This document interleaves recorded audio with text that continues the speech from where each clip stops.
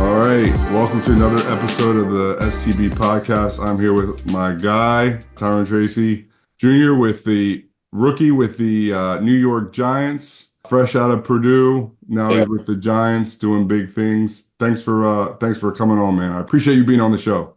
Yeah, no problem, man. Thank you for having me, D, man. Just here for a good time, man. Just appreciate you having me on here. All right, awesome, man. Awesome. So you were making waves this season as a rookie with the Giants, but I want to start with the beginning, right? Everybody, a lot of guys dream of getting to the league, right? So tell us, everyone where you're from, what your kind of upbringing was like, and then, how you got to, you're from Purdue, so tell us a little bit about how you got there as well. Yeah, so I'm from Indianapolis, Indiana, west side of Indianapolis, born and raised, and I went to Decatur Central. I was a receiver / running back there, mostly running back. But then I converted to receiver and went to Iowa out of high school. I was at Iowa for 3-4 years. I did, pretty good there. My second year, then my last couple of years, didn't really do as well. So I transferred to Purdue. And while I was at Purdue, I was a receiver when I first got there, played a little bit of running back. And then my second year, I did a complete position change and went straight to running back.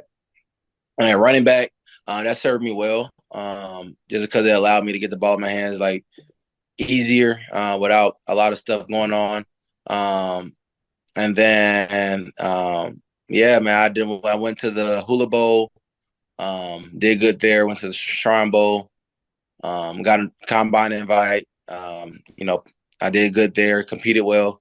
And then got drafted 5th round by the New York Giants. I come from a 2-parent household. I got 3 brothers. 2 of them play at Miami of Ohio. One of them is an NFL marketing agent.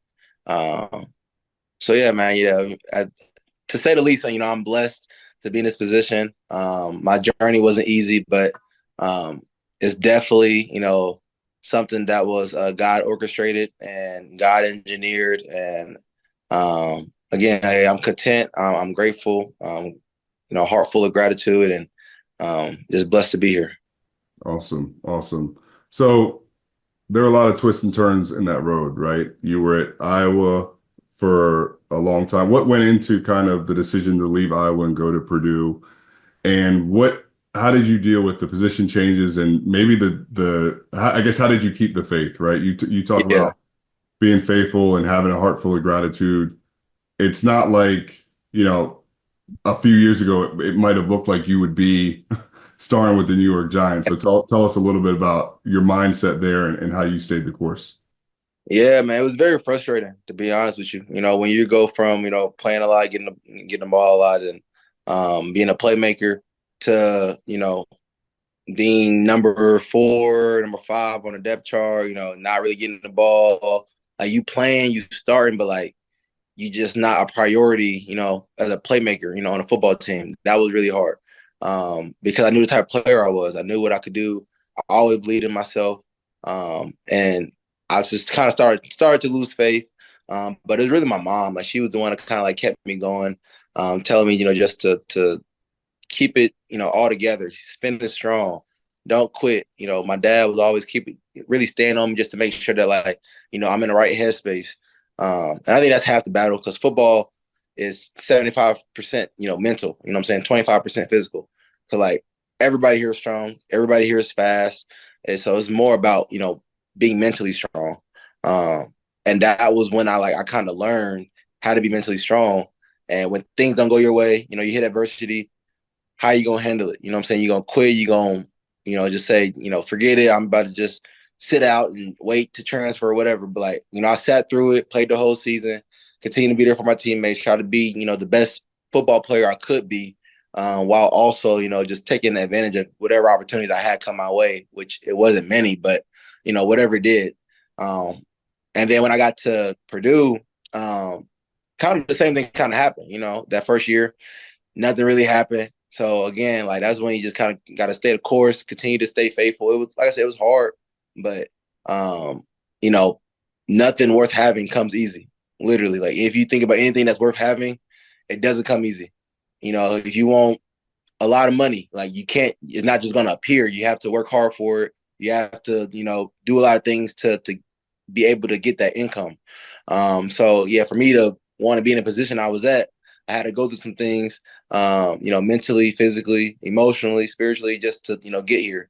But that position change really wasn't that hard, just because I was a running back before I was a receiver. Mm-hmm. And I tell everybody, in high school and little league, I was always a running back. It was actually harder going from running back to receiver than it was to convert back to a running back. So it really wasn't that hard. It was more so just, again, mental, making sure that I had the right coaching staff that believed in me and allowed me to go out there, and do my thing on the football field. Awesome. Yeah, I mean, I think the resilience, right? That's the word that comes to mind for me. And like you said, I love the thought of so much of life, football, everything is like, it's not skill based. It's how mentally resilient are you? How do you keep pushing through? Yeah. So it's one of those things that, I think is a testament to, you're in Iowa, not knowing what's going on. You transfer to Purdue. You have a year there where you're not doing much. And now you blow up that last year. Now look at you. So tell me, I guess, at Purdue, obviously you had some NIL. What do you think of NIL, and what was that experience like? And how do you feel like it prepared you or didn't prepare you kind of for the level that you're on now? Sure, to be honest, man, I wish I was on college still. You know what I'm saying? I love the league. You know what I'm saying? I love the league. I love, where I'm at. I love, my job, and I love, what I do. But, a lot of these boys nowadays making, a lot more money in the college level. And I feel like, I probably could have got a little piece, a little slither of it, more than what I did get at Purdue if I, would have had, a couple more years under my belt. But they got a discount. It definitely do prepare you, though. I give you that. It do prepare you. It allows you to understand, types of mutual funds, types of different saving techniques. You start talking, the financial side of business, a little younger than you would if there was no NIL. Like no NIL, you get to the league, you start making all this money. Now you starting to have these conversations when you're, already in the NFL.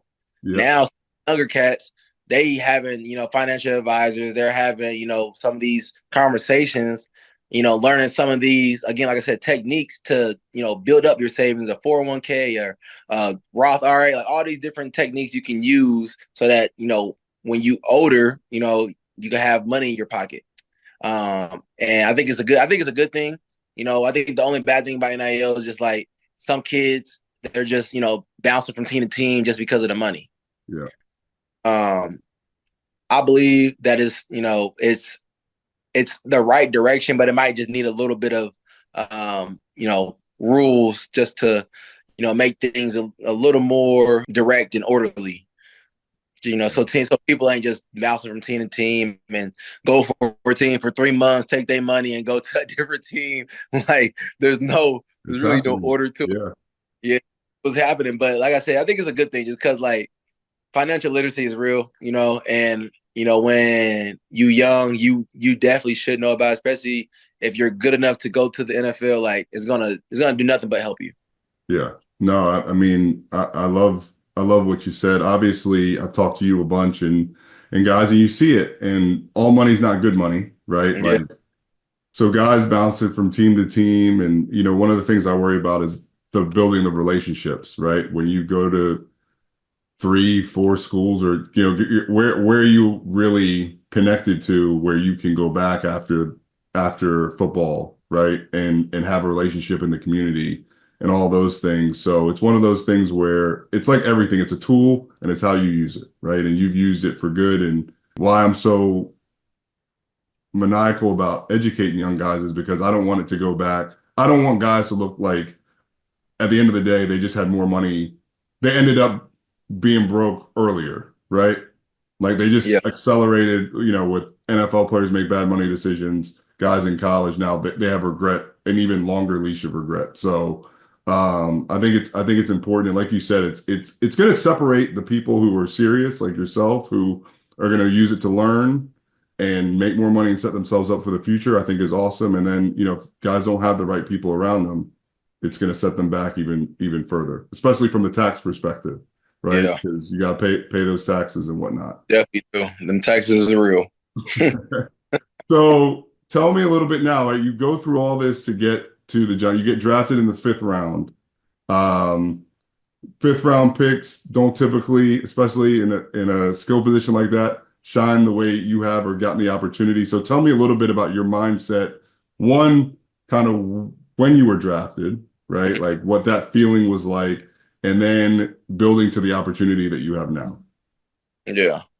So, like I said, my journey was crazy. So when I did get the call, like it was like instant relief, I made it, everything I'd been through, everything that happened, all the failures, all the long nights, the prayers, everything. Like it was all worth it, for this exact moment. Like everything you was working for is for this exact moment, just to get that off your chest. It was a breath of fresh air. And then after that, like I had to realize, like, okay, now I'm in the NFL. Like, so I have to do things a little bit differently. I have to study the plays a little bit harder, a little bit longer, like understand what I'm doing, making sure that, like, when a coach call on me or whatever, when my turn is to go out there and perform, that I'm ready. Mm-hmm. So after that, I really just kind of, just been studying the book. And then my coach, we get on phone calls all the time just to, go over plays and just continue my studying and make sure that my study habits are right. And honestly, like I've had, like I said, I just been blessed, man. I had favor to be placed in a good situation. Like I got drafted fifth round. It was me, Eric Gray, and Motor Devin Singletary. It was just us three, really, like, and just basic competition. They got Motor off of free agency. They drafted E Gray last year, and drafted me this year. So honestly, like we all are, fairly new to the organization. So like I said, I just got placed in a really good situation. And I ended up winning, the second string battle at the beginning of the season. The Motor got injured. And I just kind of just took over and ran with my. I just been making sure that I'm prepared, that when my opportunity is called and they, tell me to go in the game, then I'm ready to go out there and just perform. But it's been amazing, man. I ain't gonna lie. It's been amazing just to see how far I've come from, Purdue days to where I'm at now. But yeah, man, I'm excited to see what's to come, but, just content, and grateful for where I'm at now. Yeah, being where your feet are, man. Well, you Yeah. should be enjoying it. So tell me, I guess, a little bit about, obviously, we just talked about Purdue had you on a discount. Yeah. So, obviously not. Purdue had you on a discount. So now you are, you're making NFL money. Tell me a little bit about how Purdue NIL, how that kind of prepared you for where you are now and how you viewed that jump. Yeah. So, I mean, the Purdue NIL, he definitely did get a little discount out of me, man. If I knew what boys was getting, around the nation, I probably would have upped it a little bit, but, it is what it is now. I can't go back and change it. But I feel like the NIL perspective for them, for me personally, it kind of just helped me like realize like some of the bad habits that I had, from a budgeting and spending standpoint. Like I was really bad at like, setting the budget and sticking to the budget. Like I was good at setting it up. Okay, I'm gonna do this. I'm gonna save this much, and I'm not gonna buy this, and I'm not gonna buy that. I'm gonna just act the same. Yeah. But it never goes that way. It never, Yeah. never goes exactly the way it goes. So like now that I'm in a league, like I can understand it. Like I got to give myself a little bit of grace. You know what I'm saying? Like, all right, this is what I want to do, but I might not do that, or give myself a little bit of breathing air, you know what I'm saying, with some money to do whatever X, Y, and Z, whatever I need to do on the side.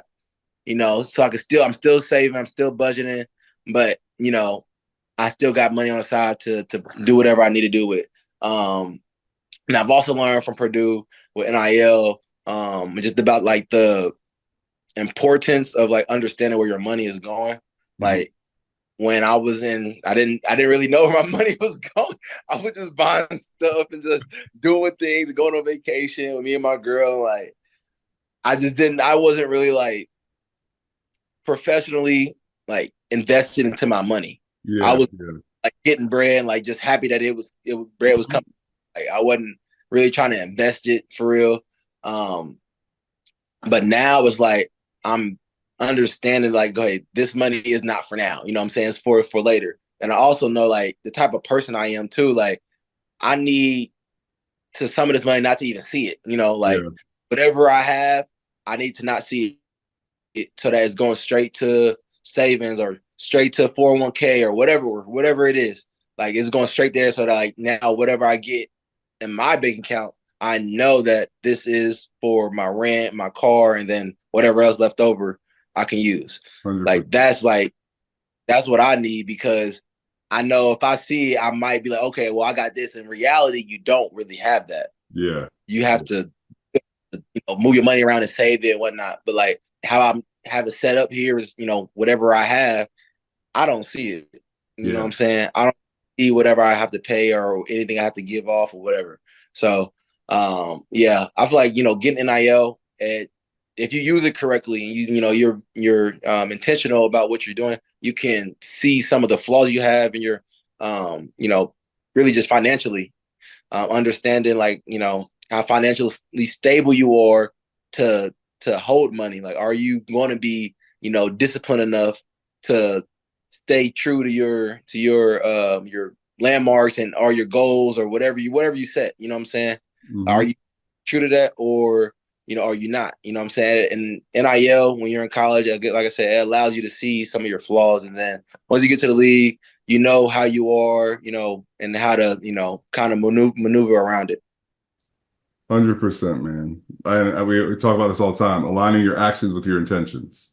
Same thing in football, right? Everybody wants to be, an all pro or all Yeah, conference or whatever, but it's like, how do we close the gap? But here's what you said you want, and here's what you're behaving. Our goal is to close the gap between the two, what you say yeah, and what you do. So, no, I love that. And setting up your environment for success is so important. We tend to make it harder than it is. And I think with football, it's like, if someone said, hey, just you got to do your own lift program, you got to do your own workouts, you're not going to have any success, right? But you have a plan, and all right, Monday this is what I got, Tuesday this is what I got. All the same thing is getting the same discipline with your money, right? It's like people think, oh, like I should just get up and know how to save or do whatever, and it's like, man, if you just take the time to set up and automate it, it's easy. It's easy from there. It's easy for that. That's 90% of the battle, man. literally. That's all Awesome. me. What'd you say? So that's the whole thing for me. That's the whole battle. Yeah. Just I mean, setting your environment up for success. Well, I appreciate you, man. I appreciate you coming on. I know, who do you guys got coming up next? Steelers, Steelers, Monday night? Monday Night Football. Monday Night Football. And I guess as you chart the course for the rest of your rest of your season, um, what are some goals that you have, and how do you approach kind of, this part of the season where you go in with so much uncertainty Mm-hmm. to where you are now? How do you look to build on that as you finish your first year in the league? And I know it's Yeah, going by fast. yeah, it is. It is going by fast. But like, honestly, man, like, I'm just taking everything day by day, game by game. Like, I mean, I want to have another 100-yard game, but if I don't, that's not necessarily saying that the season was a failure. You know what I'm saying? Like, I'm not really basing it off of numbers. More so just like off of how effective I was on the football field, and how efficient I was. Like, that's really, what I want to do. I want to be an explosive, runner, explosive player, and whatever part of the game it is. And that's really it, man. Like, I want to win games. Like, that's, bottom line, I want to win games. I ain't really into like the stats and all that stuff. Mhm. Like, obviously everyone wants the stats. Everyone wants, 1,000 yards and 10 touchdowns and Pro Bowls and all that stuff. But like, I feel like we win, and I just handle my opportunities. Then, everything else will fall into place. Like, I have faith in myself. I got faith in God, and I feel like I'm here for a reason. You know what I'm saying? So whatever that may mean, then we'll see at the end of the season, where it all stands. But as of right now, really just taking it day by day and just allowing the game to come to me. All right, awesome, awesome. Well, I appreciate you, man. I'm happy to be friends with you and along with you on this journey, man. It's been a pleasure. Thanks for coming on. Yeah, no problem.